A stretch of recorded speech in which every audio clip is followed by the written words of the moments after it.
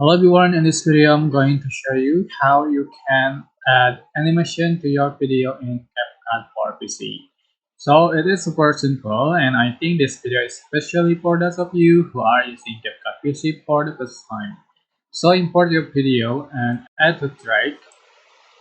To add the animation, you can click on the clip and you can find the option right here, animation, just click on it and you can select in, out, or combo animation.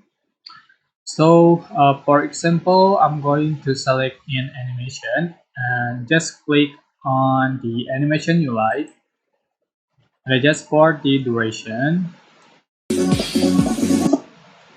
So you can see this is the final result. Alright, try again. Alright, that's super simple. That's how you can add the animation in CapCut PC. I hope this tutorial was helpful for you. Don't forget to like, comment, share, and also subscribe. If you have any question, please leave in the comment section and below. Thank you so much for watching.